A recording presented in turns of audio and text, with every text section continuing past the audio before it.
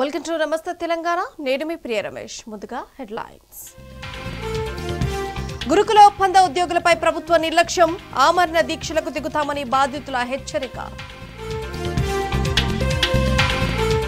BRS ఆందోళనలతో దిగొచ్చిన సర్కారు, కొనతం దిలీప్ను విడుదల చేసిన పోలీసులు.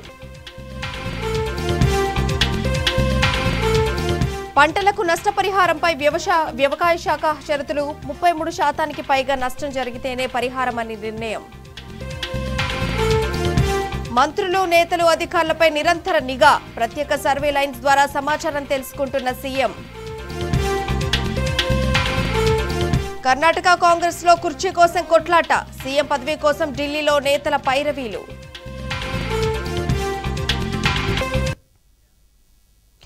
అప్డేట్ చూస్తే, వరదల నుంచి ఖమ్మం ప్రజలను రక్షించడంలో ఘోరంగా విఫలమైన కాంగ్రెస్ ప్రభుత్వం బీఆర్ఎస్ పై కుట్రలు చేస్తోంది.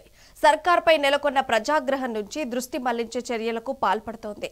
తెలంగాణ డిజిటల్ మీడియా మాజీ డైరెక్టర్ కొనతం దిలీప్ ను దాదాపు 8 గంటల పాటు విచారణ పేరుతో నిర్బంధించారు.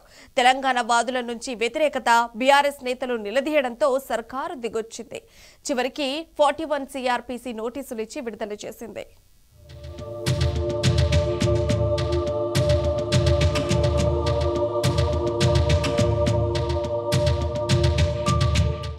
తెలంగాణ డిజిటల్ మీడియా మాజీ డైరెక్టర్, తెలంగాణ వాది కొనతం దిలీప్ ను గురువారం ఉదయం నిర్బంధంలోకి తీసుకున్న పోలీసులు రాత్రి పొద్దుపోయాక 41 CRPC కింద నోటీసులు ఇచ్చి విడిచిపెట్టారు.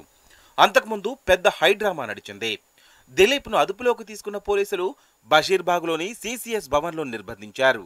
ఆయన కుటుంబ సభ్యుల ద్వారా విషయం తెలుసుకున్న బీఆర్ఎస్ నేతలు Jagadish Reddy, RS Praveen Kumar, Peddi Sudarshan Reddy, Dasoju Sravan, Quthbullapur MLA Vivek, P Karthik Reddy, Krishank సహా పలువురు పార్టీ సీనియర్ నేతలు CCS కు చేరుకున్నారు.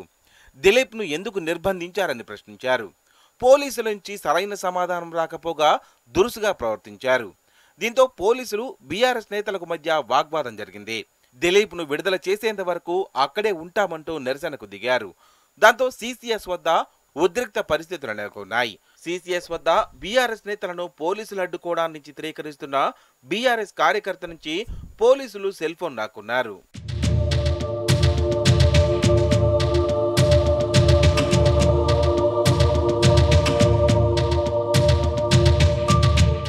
దిలీప్ ను ప్రశ్నించిన పోలీసులు అనంతరం మెజిస్ట్రేట్ ఎదుట హాజరు పరుస్తారని అందరూ భావించారు.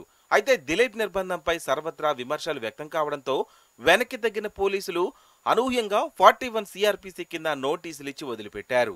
ఆసిఫాబాద్ లో జరిగిన అల్లర్లకు సంబంధించిన వీడియోలు, ఫోటోలను తెలుగు స్క్రైబ్ ట్విట్టర్ హ్యాండిల్లో పోస్ట్ చేశారని, అవి మత కలహాలను రెచ్చగొట్టేలా ఉండడంతో సుమోటోగా తీసుకుని దిలీప్ ను అదుపులోకి తీసుకున్నట్లు పోలీసులు తెలిపారు. తెలుగు స్క్రైబ్ ట్విట్టర్ హ్యాండిల్ ను ఆయన నిర్వహిస్తున్నట్లు తెలిసి నిర్బంధంలోకి తీసుకున్నట్లు పోలీసులు చెప్పారు.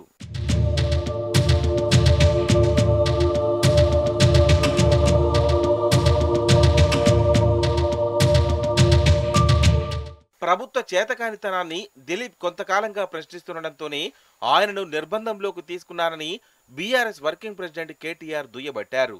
తప్పుడు కేసులో ఇబ్బంది పెట్టాలని చూసినందుకు కొన్ని రోజుల క్రితం హైకోర్టు చివాట్లు పెట్టినా ప్రభుత్వానికి బుద్ధి రాలేదని మండిపడ్డారు. ప్రశ్నించే గొంతు నొక్కడమేనా ప్రజాపాలన అని ప్రశ్నించారు. అక్రమ నిర్బంధాలతో పాలన కొనసాగించాలనుకోవడం భ్రమేనని KTR పేర్కొన్నారు. ఎన్ని కేసులు పెట్టినా, ఎన్ని అక్రమ నిర్బంధాలు చేసినా ప్రభుత్వాన్ని ప్రశ్నించేవారు పుట్టుకొస్తూనే ఉంటారని చెప్పారు. 9 నెలలుగా రాష్ట్రంలో వాక్ స్వాతంత్రం లేదని విమర్శించారు.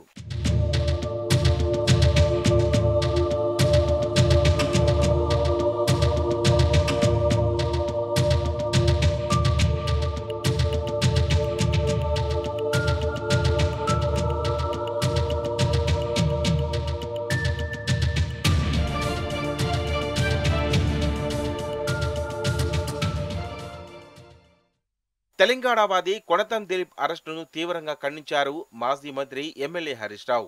సోషల్ మీడియా వేదికగా ప్రశ్నిస్తే అరెస్టులు చేస్తారా, ఎలాంటి ఆధారం లేకుండా అర్ధరాత్రి వరకు నిర్బంధిస్తారా అని ఎక్స్ వేదికగా ప్రభుత్వ తీరును ఎండగట్టారు. కక్షపూరిత, ప్రతీకార పూరిత చర్యలను మానుకోవాలని హితవు పలికారు. ప్రజాప్రభుత్వమని ప్రచారం చేసుకుంటూ అప్రజాస్వామికంగా వ్యవహరించడం దుర్మార్గమన్నారు. తాటాకు బెదిరింపులకు భయపడేది లేదని ప్రజా సమస్యల పట్ల పోరాటాన్ని ఆపేది లేదని తెగేసి చెప్పారు.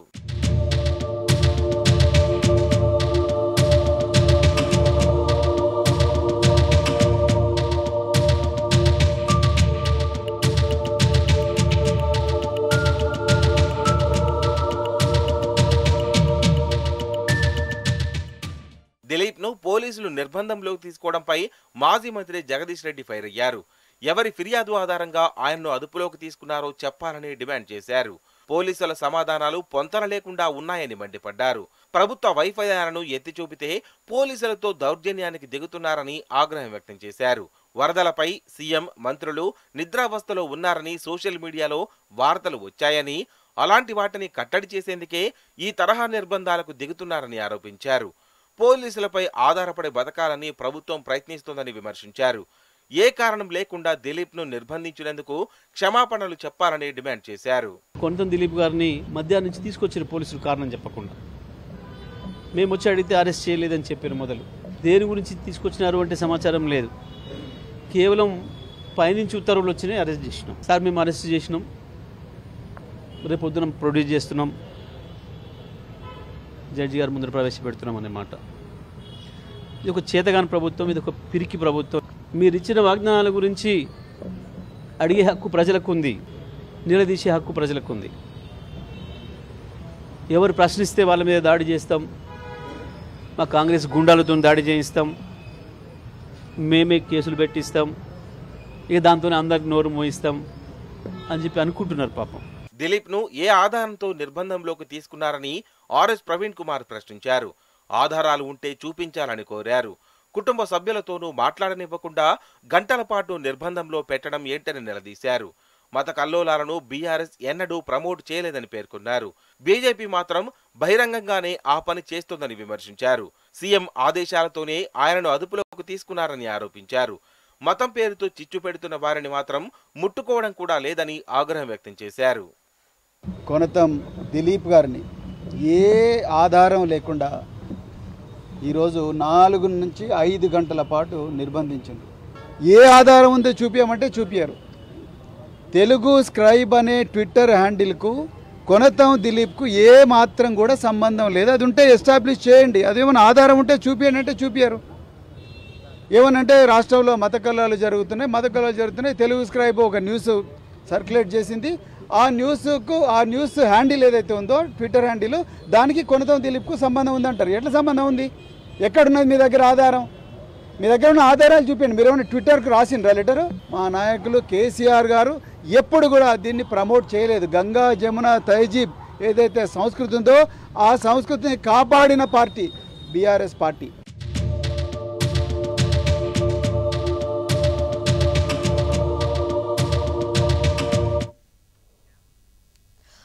కాంగ్రెస్ పాలనలో విద్యారంగం అధోగతి పాలవుతోంది. విద్యా వ్యవస్థ సంక్షోభంలో కూరుకుపోతుంది. రోజుకు రోజుకు సమస్యలు ముదురుతున్నాయే తప్ప పరిష్కారానికి నోచుకోవడం లేదు. రేవంత్ సర్కార్ విద్యారంగం బలోపేతానికి చర్యలేవి తీసుకోవడం లేదన్న అభిప్రాయాలు ఉన్నాయి. మరిన్ని కొత్త సమస్యలకు సర్కారు ఆజ్యం పోస్తోందన్న విమర్శలు వస్తున్నాయి.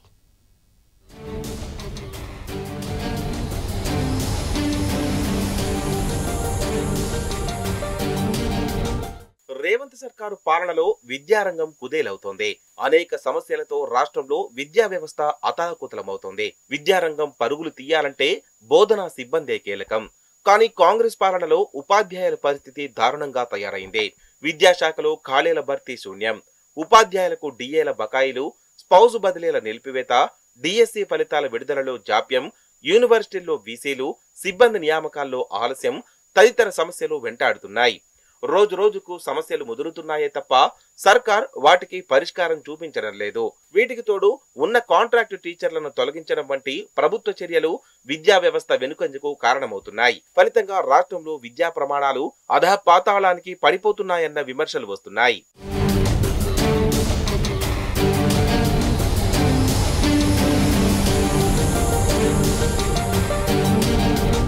విద్యాశాఖలో ఉన్న ఖాళీలపై కాంగ్రెస్ సర్కార్ తప్పులో కాలేసిందే.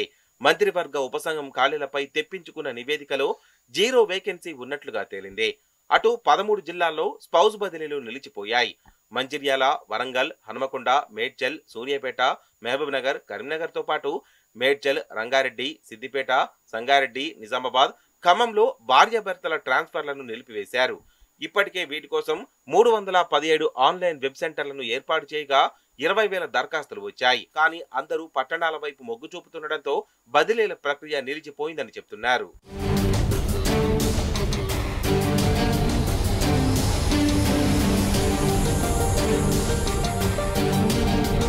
ప్రభుత్వ ఉద్యోగులకు రేవంత్ సర్కార్ 5 డిఏలు బాకీ ఉంది. ఇందులో ఉపాధ్యాయులు కూడా ఉన్నారు. ఒక్కో డిఏ క్లియర్ చేయాలంటే ప్రభుత్వానికి నెలకు 150 కోట్లు అవసరం. 5 డిఏలు కలిపితే ప్రభుత్వంపై మొత్తం 750 కోట్ల రూపాయలు అదనపు భారం పడుతుంది. ఇందులో 2 డిఏల క్లియరెన్స్ కోసం ఆర్థిక శాఖ ఫైల్ సిద్ధం చేసినట్లు సమాచారం. అంటే 2 డిఏలు కలిపి నెలకు 300 కోట్లు, ఏడాదికి 3,600 కోట్లు అవసరం కాగా ఈ డిఏలకు సంబంధించిన ఫైలుకు మంత్రివర్గం ఆమోదం తెలపాల్సి ఉంది. ఆ తర్వాతే ఇది అమల్లోకి వస్తుంది. ఇచ్చే 2 డిఏలకు మోక్షం ఎప్పుడొస్తుందోనని ఉద్యోగులు ఎదురు చూస్తున్నారు.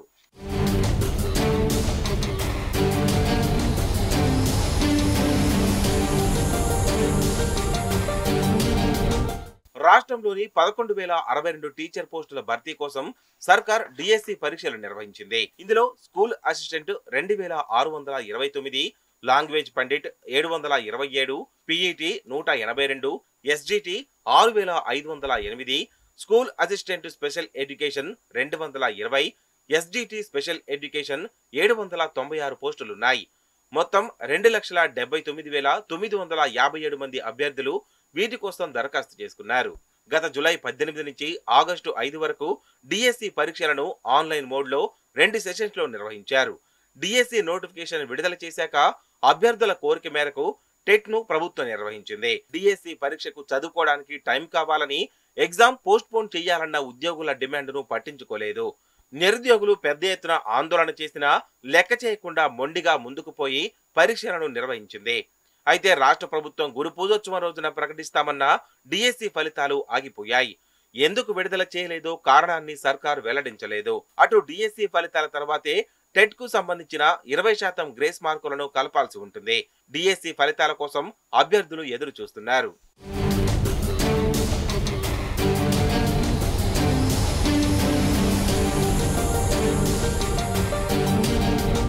రాష్ట్రంలోని విశ్వవిద్యాలయాల్లో 80% అధ్యాపకుల పోస్టులు ఖాళీగా ఉన్నాయి. 1,064 పోస్టులు భర్తీ చేయాలని ఎప్పుడో జీవో ఇచ్చారు. కానీ ఇప్పటి వరకు నియామకాలు జరగలేదు. అటు వీసీల నియామక ప్రక్రియ కొనసాగుతోంది. ఇందుకోసం ప్రభుత్వం గత మార్చి నెలలో సెర్చ్ కమిటీలు వేసింది. ఇప్పటి వరకు దాదాపు 1,300 దరఖాస్తులు వచ్చాయి. అయితే వీసీల నియామకానికి అప్పటి గవర్నర్ తమిళిసై కొర్రీ పెట్టింది. యూనివర్సిటీల నియామక బోర్డు బిల్లుకు బ్రేక్ వేసింది. దాన్ని రాష్ట్రపతి ఆమోదం కోసం పంపించింది. ప్రస్తుత ప్రభుత్వం యూనివర్సిటీలో నియామకాలు చేపట్టాలంటే రాష్ట్రపతి దగ్గర పెండింగ్ లో ఉన్న బిల్లును రీకాల్ చేయాల్సి ఉంటుంది. ఈ ప్రక్రియ పూర్తయ్యాకే నియామకాలు చేపట్టే వెసులుబాటు రాష్ట్ర సర్కారుకు ఉంటుంది. రాష్ట్రపతి యూనివర్సిటీల నియామక బోర్డు బిల్లుకు ఎప్పుడు ఆమోదిస్తారు, ఎప్పుడు నియామకాలు చేపడతారో దేవుడికే తెలియాలన్న అభిప్రాయాలు వ్యక్తమవుతున్నాయి.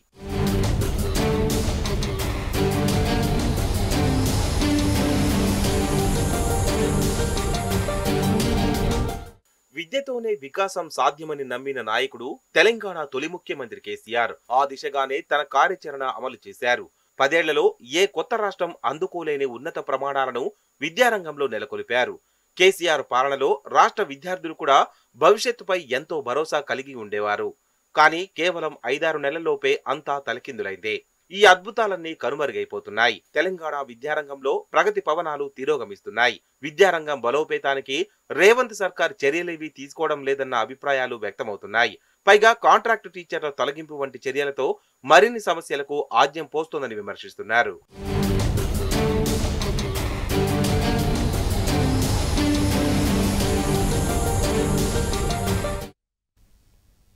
ఇక ఏరు దాటే వరకు ఓడమల్లన్న, ఏరు దాటిన తర్వాత బోడిమల్లన్న అన్న సామెత కాంగ్రెస్ పాలనకు అచ్చుగుద్దినట్టు సరిపోతుంది.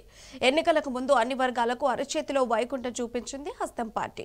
ఇక గెలిచాక జనం నెత్తిన శటకోపం పెట్టింది. కాంట్రాక్టు టీచర్లకు పర్మనెంట్ ఆశలు కల్పించింది. గురు పూజోత్సవ దినం కానుకగా అందరినీ ఉద్యోగాల నుంచి తీసి పడేసింది. రాష్ట్రంలో కాంట్రాక్ట్ ఉద్యోగుల ఆందోళనలు వెల్లువెత్తుతున్నాయి. ప్రభుత్వ నిర్ణయాన్ని వెనక్కి తీసుకోవాలని బీఆర్ఎస్ డిమాండ్ చేసింది.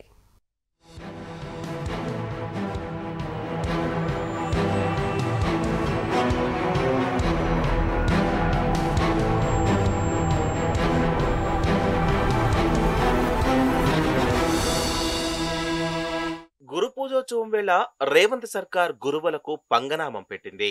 విద్యాశాఖలోని వేలాది మంది కాంట్రాక్టు ఉద్యోగులను ఉన్నపళంగా రోడ్డున పడేసింది. సంక్షేమ గురుకులాల్లో నిరుపేదల పిల్లలను మెరికల్గా తీర్చిదిద్దిన ఉపాధ్యాయులపై పగబట్టింది. రాష్ట్ర వ్యాప్తంగా సాంఘిక సంక్షేమ గురుకుల సొసైటీలో వేలాది మంది సిబ్బందిని రోడ్డున పడేసింది. సిఓఈలు, నాన్ సిఓఈలు, పార్ట్ టైం సిబ్బంది, గెస్ట్ ఫ్యాకల్టీ, ఫిజికల్ డైరెక్టర్లను తొలగించింది. రేవంత్ సర్కార్ ఉపాధ్యాయుల దినోత్సవానికి ముందు గురుకుల టీచర్లకు ఇచ్చిన కానుక ఇదే.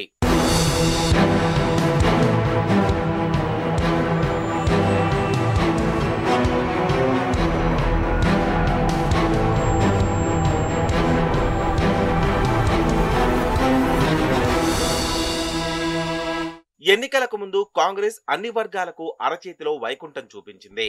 ముఖ్యంగా కాంట్రాక్టు టీచర్ల విషయంలో ఏరు దాటే వరకు ఓడమల్లన్న, ఏరు దాటాక బోడి మల్లన్న అన్న చందంగా వ్యవహరించింది. ఓట్ల కోసం కాంట్రాక్టు టీచర్లకు పర్మనెంట్ ఆశలు కల్పించింది. తీరా అధికారంలోకి వచ్చిన తర్వాత వారిపై వేటు వేసింది. బతుకు తెరువు కోసం కాంట్రాక్టు జీతానికి బడిపంతులైన వేలాది మందిని నిర్దాక్షిణ్యంగా తప్పించింది. వారి కుటుంబాలకు తీరని అన్యాయం చేసింది. అంతేకాకుండా లక్షలాది నిరుపేద విద్యార్థుల భవిష్యత్తు అంధకారం చేసింది. ప్రజాపాలన ముసుగులో సాగుతున్న కాంగ్రెస్ అరాచక పాలనకు ఇది పరాకాష్ట. 3 నెలల క్రితం సెమీ రెసిడెన్షియల్ రాగమెత్తినప్పుడే బీఆర్ఎస్ అనుమానపడింది. దాన్ని నిజం చేసే దిశగా రేవంత్ రెడ్డి దుర్మార్గమైన నిర్ణయాలతో ముందుకెళ్తున్నారు. కాంగ్రెస్ గద్దెనెక్కిన తర్వాత సంక్షేమ గురుకులాలు అంపశయ్య మీదకు చేరుకున్నాయి.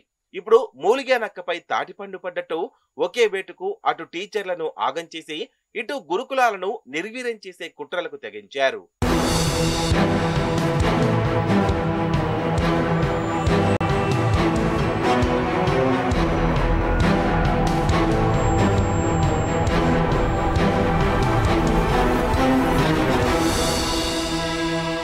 గురుకులాల్లో కాంట్రాక్టు టీచర్ల తొలగింపుపై రాష్ట్ర వ్యాప్తంగా నిరసనలు వెల్లువెత్తుతున్నాయి.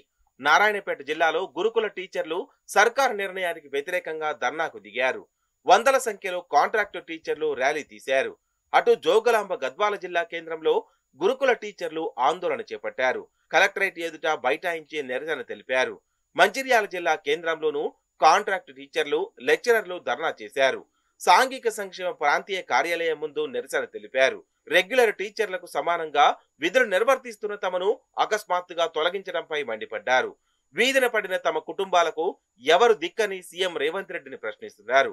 3 నెలలుగా జీతాలు లేకున్నా తాము పిల్లల భవిష్యత్తు కోసం పనిచేశామన్నారు.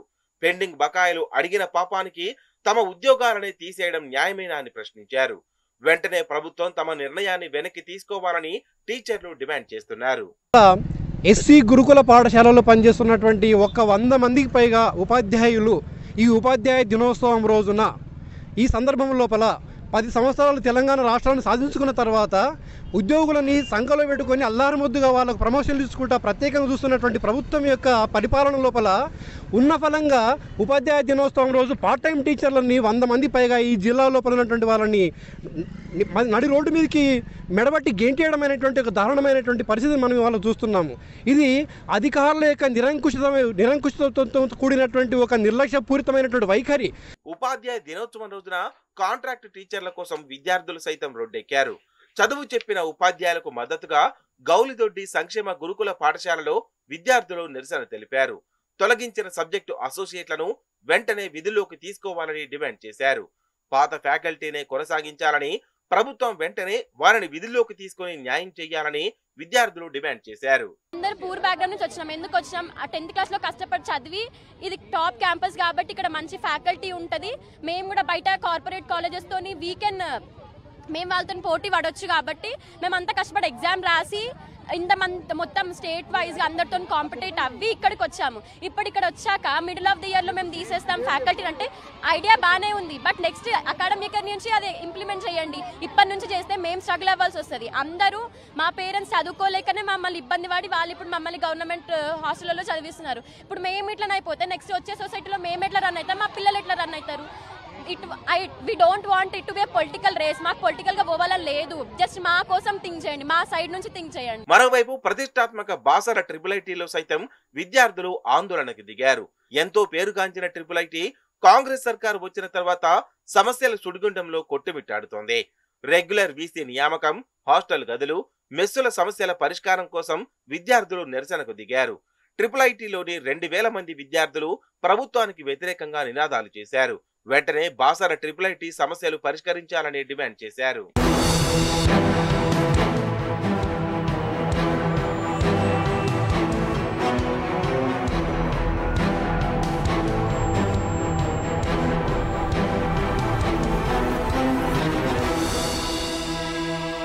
రాష్ట్ర వ్యాప్తంగా గురుకులాల్లో పార్ట్ టైం టీచర్ల తొలగింపుపై బీఆర్ఎస్ తీవ్ర ఆగ్రహం వ్యక్తం చేసింది.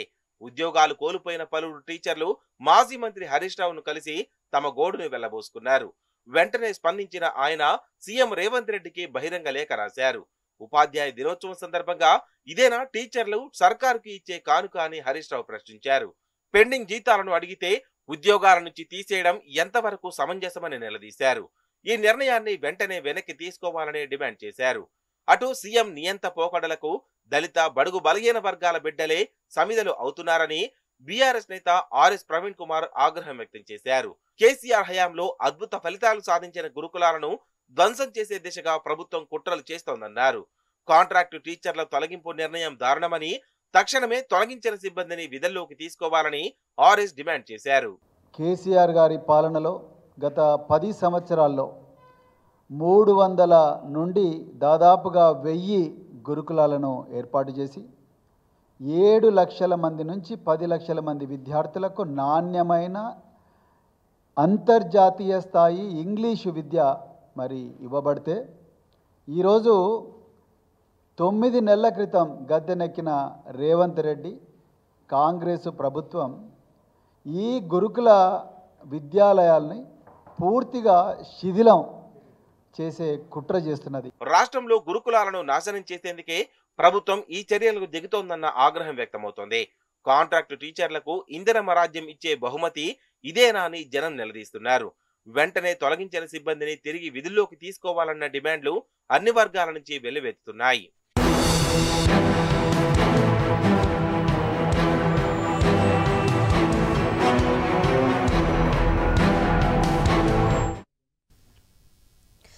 కాంగ్రెస్ తీరుకు వ్యతిరేకంగా గౌలిదొడ్డి సంక్షేమ గురుకుల పాఠశాలలో విద్యార్థులు నిరసన తెలిపారు.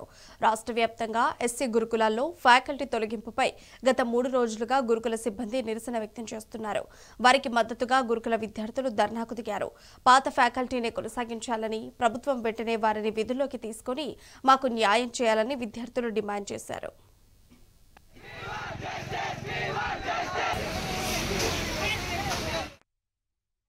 ఫ్యాకల్టీకి 3 మంత్స్ నుంచి శాలరీస్ వస్తలేవు. అయితే తర్వాత వాళ్ళు ఫైట్ చేస్తూనే ఉన్నారు. మాకు చాలా రోజుల నుంచి అసలు చెప్తలేరు. 3 మంత్స్ అవుతుంది కదా వాళ్ళకి శాలరీ కానీ ఏ రోజు వాళ్ళు మాకు శాలరీ రాలేదు అని ఎప్పుడు చెప్పలేదు. శాలరీ రాకపోయినా వాళ్ళు క్లాసెస్ తీసుకున్నారు. అప్పుడు ఏమన్నారంటే మీకు ఫ్యాకల్టీ ఉంటుంది, మీకు శాలరీ ఇస్తాము అని చెప్పారు. ఇక అందరు కామ్ అయిపోయినారు. కానీ తర్వాత మళ్ళీ స్టార్ట్ అయింది. మళ్ళీ వాళ్ళకి శాలరీ వస్తలేదు. వాళ్ళ ప్రాబ్లమ్స్ వాళ్ళకు ఉంటాయి కదా సార్. ఎంతైనా వాళ్ళ ప్రాబ్లమ్స్, ఎంత శాలరీ ఇవ్వకపోయినా మేము క్లాసెస్ తీసుకుంటున్నాం అన్న ఫ్యాకల్టీ కూడా ఉన్నారు. మాకు ఇంకా వేరే వేరే లెసన్స్లలో ఏమేమి టాపిక్స్ ఉన్నాయో అవన్నీ చెప్పారు. వాళ్ళు మాకు ఈ చిన్న చిన్న టాపిక్స్ని మంచిగా బ్రీఫ్గా ఎక్స్ప్లెయిన్ చేసి వాళ్ళు మాకు అర్థమయ్యేటట్టు ఏందో చెప్పారు. కానీ ఇప్పుడు కొత్త రెగ్యులర్ ఫ్యాకల్టీ వచ్చి వాళ్ళు చెప్తా ఉంటే మేము వాళ్ళకి మళ్ళీ అలవాటు కావాలి. అరే టీచర్స్ ఇట్లా చెప్తారు, వీళ్ళు మమ్మల్ని ఇట్లా చూసుకుంటారు అని వాళ్ళకి మేము అర్థం కావాలి. ఇంకా మా సార్ వాళ్ళు కూడా ఏమంటున్నారు అని అంటే మీకు మీ ఫ్యూచర్ మేము మంచిగా చేస్తాం అంతే, అది చాలు అని అంటున్నారు. వాళ్ళకి ఇంకా 3-4 మంత్స్ నుండి వాళ్ళకి ఫ్యాకల్టీ కూడా ఇవ్వలేదు. అయినా కూడా వాళ్ళు ఏం బాధపడకుండా మా కోసం డైలీ మార్నింగ్ 6 to 9:30 వరకు వస్తున్నారు. ఇంకా అసోసియేట్ మేడమ్స్ కూడా మార్నింగ్ నుండి నైట్ వరకు మాతోటే ఉండి మా ప్రాబ్లమ్స్ అన్ని సాల్వ్ చేస్తారు. ఈరోజు వచ్చి ఒక మేడం మాకు ఇట్లా క్లాస్ చెప్తుంటే ఆ మేడం ఏం చెప్తుందో మాకు అర్థం అవ్వట్లేదు. మేము ఆ మేడం అర్థం చాలా టైం పడుతుంది. ఆ మేడంకి కూడా మమ్మల్ని అర్థం కూడా చాలా టైం పడుతుంది. ఇట్లా టైం వచ్చేసరికి మాకు అయిపోతుంది 3-4 మంత్స్. అదొక మేము నీట్ ఎప్పుడు రాస్తాం, ఐఐటి ఎప్పుడు రాస్తాం సార్. అందుకే మాకు కూడా జస్టిస్ కావాలని అనుకున్నాం. మా పాత ఫ్యాకల్టీ మాకు బ్యాక్ కావాలి ఖచ్చితంగా. వాళ్ళతో అయితేనే మేము కరెక్ట్గా నీట్ సీట్లు కొట్టుకుంటాం, ఐఐటి సీట్లు కొట్టుకుంటాం. అంటే నెగిటివ్స్ తగ్గుతున్నాయి అని ఏ ప్రైవేట్ కాలేజ్లో తగ్గుతున్నాయి, 0 నెగిటివ్స్ వస్తున్నాయంటే మాకు చూపించండి. అందరికీ తగ్గుతున్నాయి అంటే మాకు చూపించండి, అప్పుడు మేము ఒప్పుకుంటాం. ఎవరికైనా నెగిటివ్స్ వస్తాయి, తప్పులు చేసినప్పుడు సరియడానికి కదా అంత మంచి ఫ్యాకల్టీ ఉండేది. వాళ్ళని పంపించి నెగిటివ్స్ తగ్గుతాయా, మీరు ఎందుకు ర్యాలీ చేస్తున్నారు, నెగిటివ్స్ తగ్గుతున్నాయా అని అడుగుతుంది వచ్చి మేడం. ఎవరైనా పిల్లలు వచ్చి మాట్లాడి వాళ్ళతో ఏమైనా ఏదైనా ఆర్గ్యుమెంట్ చేస్తే వాళ్ళకు టార్గెట్ చేస్తున్నారు, టీచర్స్ వచ్చి వాళ్ళకి బెదిరిస్తున్నారు. ఇలాంటివి చేయకూడదు కదండి. పిల్లలు భయపడతారు. వాళ్ళ లోపలే ఎలా సఫర్ అవుతారో ఎవరికి తెలిసే. పేరెంట్స్ మేము ఇంటి దగ్గర ఉంటాం. హాస్టల్ వాళ్ళకు భయపెట్టిస్తే ఎవరు రెస్పాన్సిబిలిటీ ఉంటారు? ఇవన్నీ ఎవరు అడిగితే వాళ్ళ మీద టార్గెట్ చేయడం, వాళ్ళకు తిట్టడం చేయొద్దు. ప్రిన్సిపల్ వాళ్ళ పిల్లల భవిష్యత్తు కోసం మంచి కోరే వాళ్ళైతే అట్లా మాట్లాడతారా? అట్లా మాట్లాడకూడదు కదా. మేము అందరూ పూర్ బ్యాక్గ్రౌండ్ నుంచి వచ్చినాం. ఎందుకు వచ్చినాం? ఆ 10th క్లాస్లో కష్టపడి చదివి ఇది టాప్ క్యాంపస్ కాబట్టి ఇక్కడ మంచి ఫ్యాకల్టీ ఉంటుంది.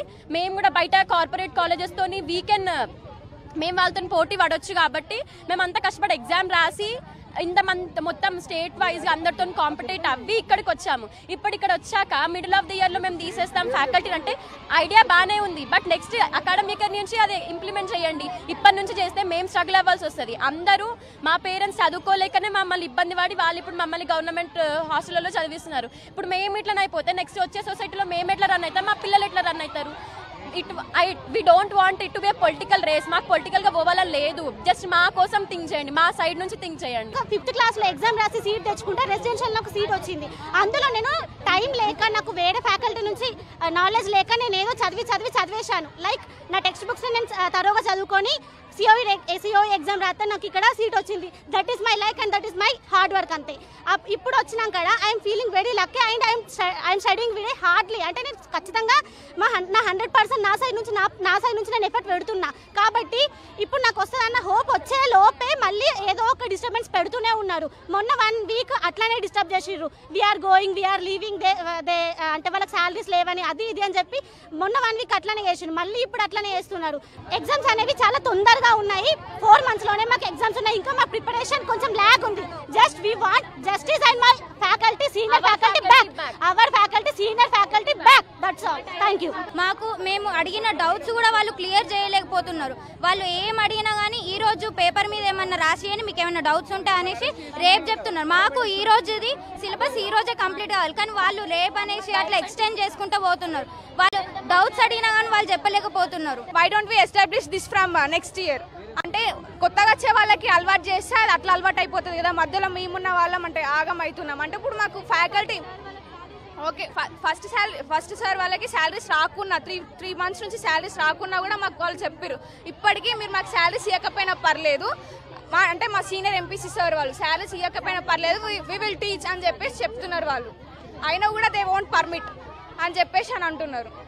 మేము 1.5 month అవుతుంది. మాకు సీనియర్ ఫ్యాకల్టీని ఉంచుతామంటున్నారు, తీసేస్తామంటున్నారు. మొత్తం కన్ఫ్యూజన్లో పెట్టేసి 1.5 month నుంచి మా నాలెడ్జ్ మేము కనీసం కాన్సన్ట్రేట్ చేయకుండా స్టడీస్ మీద కాన్సన్ట్రేట్ చేయకుండా చేస్తున్నారు.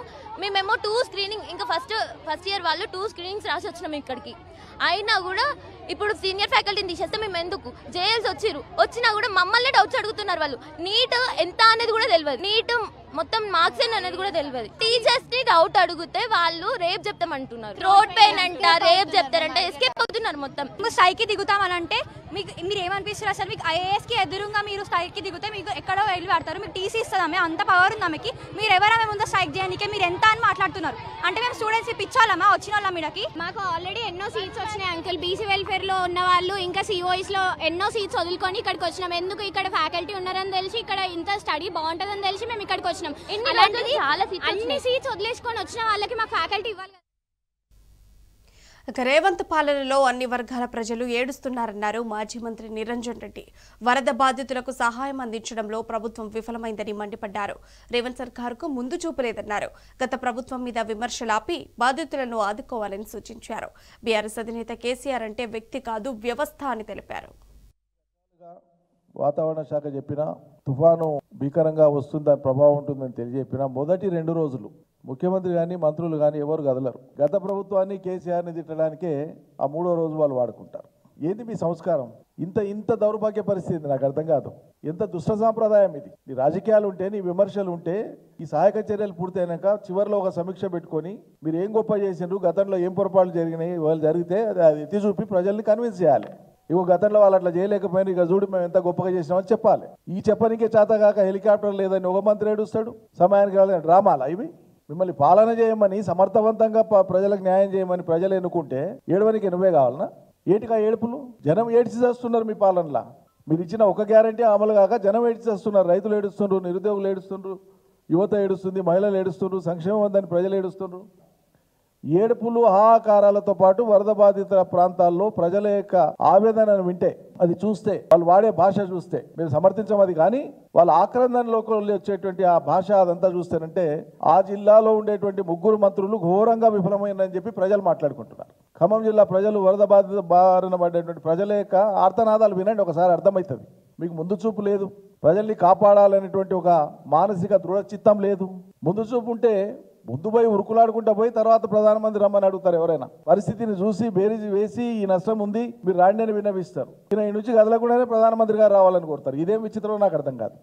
ఆకారాలు పెట్టినా, ఆర్తనాదాలు చేసినా, గగ్గోలు పెట్టినా, ఏడ్చినా ఎవడు కాపాడే రాతుడు లేడని చెప్పి ప్రజలు స్థైర్యం కోల్పోతున్నటువంటి తరుణంలో పాపం పరాయి రాష్ట్రం నుంచి బతుకు తెరువుకు వచ్చినటువంటి జేసీబీ ఆపరేటర్ సుబాన్ ఎక్కడి నుంచో పొట్ట చేత పట్టుకొని తెలంగాణలో బతకనికి వచ్చినటువంటి ఒక రోజువారీ కూలి ధైర్యం చేసి పోతే నేను ఒకటి పోతా వస్తే 10 మందితో తిరిగి వస్తామని ధైర్యం చేసి ఇలా నిజమైనటువంటి హీరోగా నిలబడ్డాడు. 3 మంత్రులు జీరోలైనారు.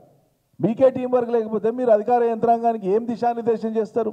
అధికారాన్ని పెట్టుకొని విపక్ష నేతల్ని తిట్టడానికి అధికారుల సమావేశం పెట్టుకునేది మీరు ఏం సంకేతం ఇస్తారు? మీరు ప్రజలకు నష్టం జరిగినాక మీరు హెలికాప్టర్లు వెతుకుంటారా? ఇదేనా మీకున్న ముందు చూపు? ఇది మీ అసమర్థతకు తార్కాణం కాదా?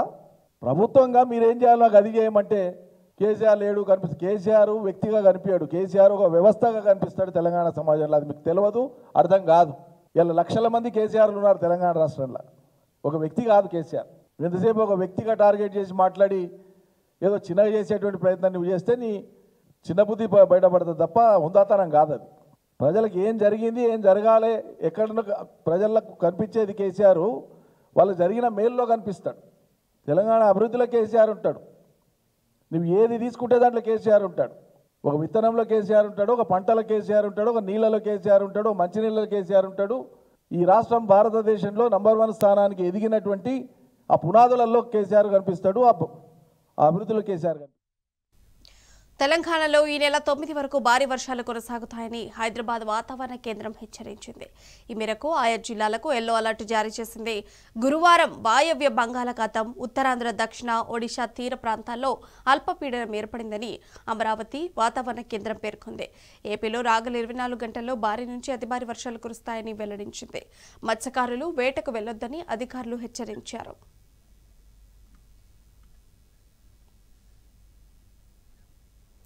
వినాయక నవరాత్రి ఉత్సవాలను పురస్కరించుకొని సీడ్ గణేశ విగ్రహాల పంపిణీకి మాజీ ఎంపీ సంతోష్ కుమార్ ముందుకొచ్చారు. గ్రీన్ ఇండియా ఛాలెంజ్ లో భాగంగా ప్రతి ఏటా నిర్వహించే విత్తన వినాయక విగ్రహాల పంపిణీని ఎర్రవల్లిలోని నివాసంలో ప్రారంభించారు. మట్టి, కొబ్బరి, పీచు మిశ్రమంలో వివిధ రకాల విత్తనాలతో కూడిన ఎకో ఫ్రెండ్లీ ప్రతిమలు రూపొందించి సంతోష్ కుమార్ పర్యావరణ పరిరక్షణకు పాటుపడుతున్నారు. 9 రోజుల పాటు పూజలందుకున్న వినాయక విగ్రహాలను మట్టిలో ఉంచితే కొద్ది రోజుల తర్వాత విత్తనాలు మొలకెత్తుతాయి. ప్రతి ఒక్కరిని పర్యావరణ పరిరక్షణలో భాగస్వాములను చేయాలనే సంతోష్ కుమార్ ఆలోచన పట్ల సర్వత్రా అభినందనలు వెల్లువెత్తుతున్నాయి. ఇక పర్యావరణానికి హాని కలిగించే రసాయనిక రంగులతో కూడిన గణేశ విగ్రహాలను ప్రజలు నెలకొల్పడం మానుకోవాలని సంతోష్ కుమార్ కోరారు. స్వచ్ఛమైన మట్టితో తయారు చేసే విగ్రహాలనే ప్రతిష్ఠించాలని సూచించారు.